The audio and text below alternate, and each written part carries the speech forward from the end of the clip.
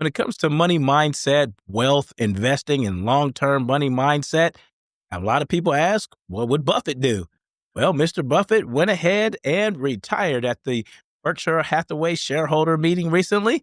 And today we're going to chop it up about some of his Buffett isms and what people misunderstand about some of his knowledge. Let's chop.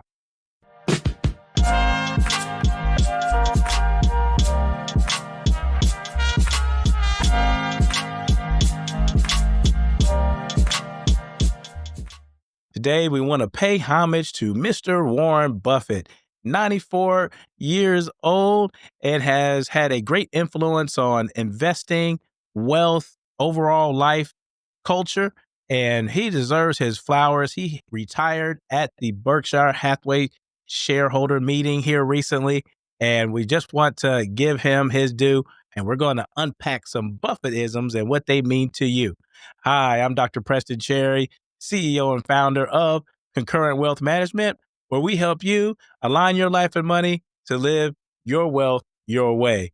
And if you like what you see, feel, hear on the show, as always, hit that subscribe button and share the show with your friends, family, and colleagues. All right, let's get into it. What are some of the Buffett-isms that folks read in the media and have learned from Mr. Buffett all these years and sometimes misunderstand? Well, I got two that come to mind. And the first one is being frugal.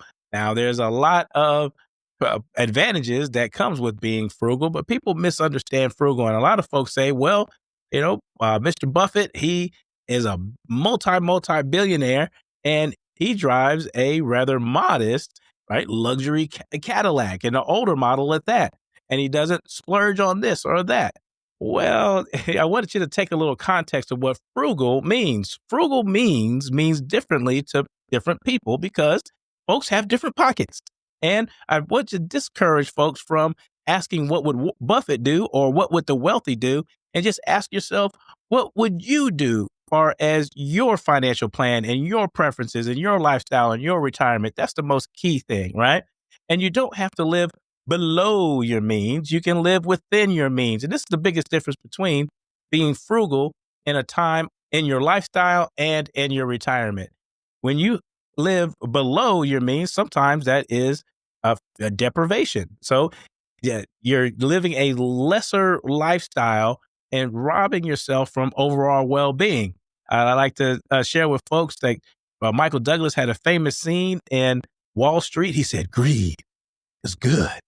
Well, sometimes lifestyle creep is good. And I know that's a bad thing in a lot of media and financial advisors, but I'm telling you that as your income increases, as long as it's within a plan, within your means, not below, and you are trying to support your lifestyle the way that you want to live, then you can spend your money accordingly and increase your well-being when your wages increase if you have a financial plan.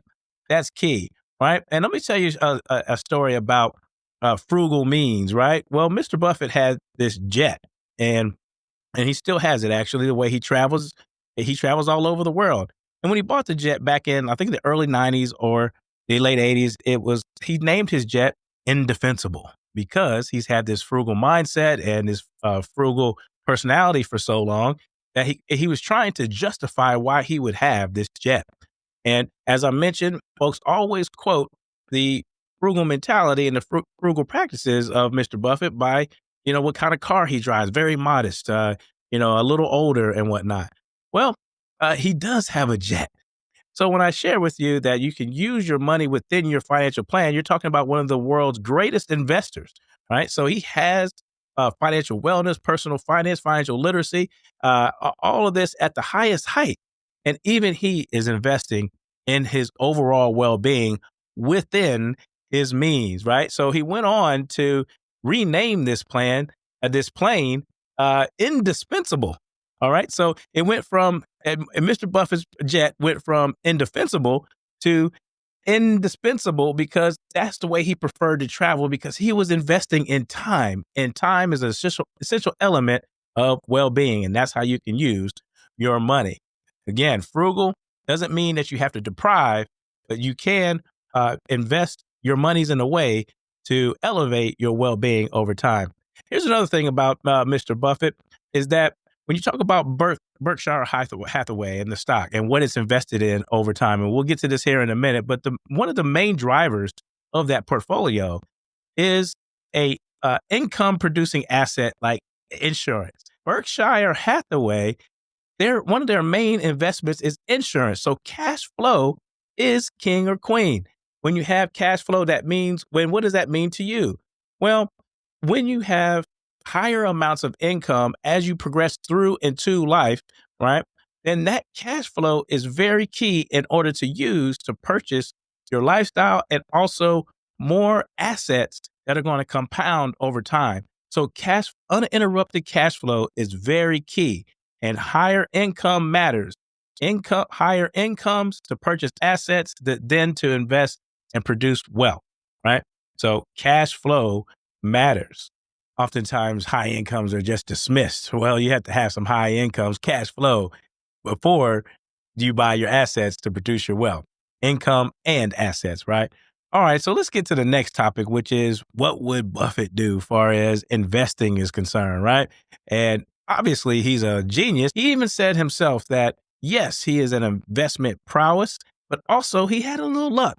And a lot of folks don't acknowledge luck in the process of being successful. Now, yes, you have to be prepared. You have to put in the hard work so you can meet those luck opportunities. But actually saying it out loud and saying it's just not hard work sometimes, it also is coupled with some investments from your supporters and your mentors and the like, and also a little luck. I like the way he acknowledges that, and I want you to know that as well. So that's one of the Buffettisms that although he's a genius investor, sometimes people mistake that it takes a little luck as well. All right. Here's another thing that I want you to take away about your investing and the way Mr. Buffett invests. All right. Mr. Buffett started out in the stock market where there was a gap in information out to the public. And this is where he said about his luck. He said if he was to do over what he did back then, now it would be a little harder because there's so much information. So individual stock picking is great. You can have concentrated wealth in certain stocks and buy stocks alongside of your core portfolio and what you call a satellite portfolio. That's a well-paying idea, but it's also concentrated risk, concentrated positions, right? So you have to be careful not to eschew diversification in order to be the master stock picker. And the reason why is that Mr. Buffett has an endowment mindset, which is a perpetual amount of time to invest. And individual investors don't have this perpetual amount of time. They do have a time horizon. So Generation X, 10, 15 years, right? When you're younger, you have 30 or 40 years perhaps, but 30 or 40, 10, 15, 20 is still a defined amount of time, which with the endowment model, it's very perpetual. You're talking about large institutions and universities, pensions, all these folks, all these institutions have 50, 100, 150, 200-year time horizons to where they can take risk and also wait for investments to work themselves out of slow periods and then pop, with what they'd like to say, which is, achieve those large investment returns, because those investment returns may come in year 30, 80, 100 perhaps, right? So they have a longer time period, and individual investors do not. So sometimes when you say, what would Buffett do? Well, individual investors do not have a perpetual time horizon, which leads us to risk tolerance, right?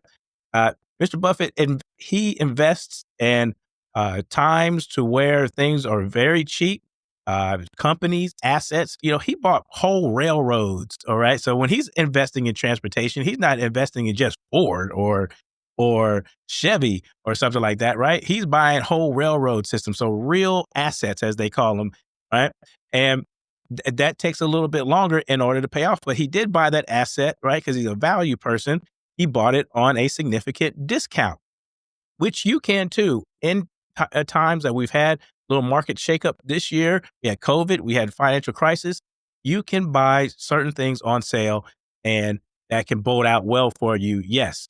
That said, all right, some folks can take more risk than others because of time horizon, and also risk capacity is different too. Risk capacity is how much risk you can take, and if you could or should take that risk, right? And risk tolerance is the risk that you want to take, but maybe can't because of risk capacity. Again, with the endowment model, right? The long perpetuity, all right, of time, and also having an abundance of assets, right? The goal is to work within that framework, and risk capacity and risk tolerance are different. So when you ask, what would Buffett do? Well, you're not Buffett, and that's okay, right? But the mindset of long-term investing is really key. And one of the quotes that he said during the shareholder meeting, and I want to read this, which is, uh, what ha- what has happened in the last 30, 4,500 days, right, is really nothing, right? And we're talking about the current administration's uncertainty with tariffs and so on and so forth. And in the long scheme of things, absolutely, 30, 4,500 days is quote unquote nothing. Because when you're talking about investing 10, 15, 20, 30, 40 years, right, having a long-term mindset pays off. And that's what the quote was trying to say. Also, on the flip side of that, right, 30, 4,500 days does matter, okay, to real investors who are experiencing retirement portfolio shock, investment shock, and interruptions from particularly employment or any other aspect that is setting folks back temporarily. Now, yes, that's the short term. Don't need to panic, but you do need to preserve and protect yourself during these times. When there is a moat around you, billions of dollars in time, then you, uh, those 30, 4,500 days have a different perspective than the individual investor, particularly when it's time when you have times of uncertainty, right? So until some certainty comes into the system, you can then pivot your portfolio and your pocketbooks back to a certain, more certainty mindset. Again, having a long term mindset and investing behavior and actions is very prudent, and it pays off in the long term. However, short term volatility doesn't cause you to panic, but it also says, let me look at pocketbooks and portfolios and see about long term uncertainty if it's present. So remind yourself when you're asking about what would Buffett do, he is an institutional investor. You are an individual investor, even with high income and high asset. They are two totally different things because of the perpetual time horizon, different risk tolerance, and different risk capacity. Which takes us to our next point, which is okay to raise cash. Now, remember 30, 4,500 days doesn't matter. Okay, sure. The short term mindset versus the long term mindset. Okay, lesson learned there. That said, there is uncertainty in the water. And what has institutions done, right? Like Mr. Buffett. Well, in the shareholder meeting, it was announced that Berkshire Hathaway has $347 billion in cash. And they've been raising that over the last year or two. All right. So what that means is, we have this uncertainty and volatility and economic outlook, right? It's okay to pivot because what would Buffett do? He has a record amount of cash on hand right now. So although 30, 4,500 days doesn't matter, uncertainty does. And long-term uncertainty says, perhaps you need to pivot, preserve and protect, and have some cash on hand. Don't panic, but go ahead and make decisions that will provide you a little bit of a moat for times of uncertainty. Because Mr. Buffett has $350 billion, y'all, in cash. It's okay to pivot. Oh, a famous Buffettism, right? Here's the master quote, right? Be fearful when others are greedy, and greedy when others are fearful. And this is talking about taking advantage of opportunities in markets when they correct, which is a 10% correction, or crash, which is 20% or more, right? Or even if there's a long-term bear market, then those are opportunities. So yes, it's okay to pivot during uncertainty, preserve and protect. right? Don't panic, but there's also opportunity to go ahead and profit during challenging times and buy individual stock positions on sale when you have your cash at the ready, right? So there's two different lenses here. And here is a Buffettism that is taken a little bit out of context. Yes, it can be profitable to take advantage of opportunistic times and have concentrated positions. Yes, because that's called the core and satellite approach. You have your core diversified approach with your satellite account, and you take advantage of some of these things on sale, right? A slight drawback to that is not to be overly concentrated in positions where 80%, 70, 80% of your portfolio are these individual stock choices that you may or may not have the greatest information about. You're studying them, right? But remember, sometimes you're not Buffett, right? Buffett is an expert. He's been doing this for a long time. Remember, he's 94. He's been doing this 50, 60, 70 years, right? And when we are making our investment stock choices, we have emotions and also a little less overall financial education in these matters. So we have to take all of that into account and say, and also our time horizon and our risk capacity and risk tolerance to not be overly concentrated in particular positions, but it doesn't stop you from taking opportunity and buying things on sale. And let's close with a little bit of mindset.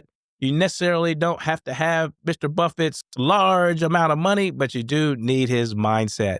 And what his mindset is setting yourself to what I call the C of C's, which is commitment, courage, consistency, and that can lead to overall compounding results over time. The mindset is to take advantage of opportunity, to live an intentional lifestyle, which he has. Remember the planes story, right?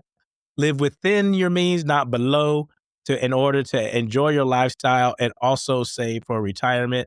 Lending yourself to more financial education, as Mr. Buffett has with his time that he has invested in knowing about investing, knowing about building wealth, right, has contributed to his overall success.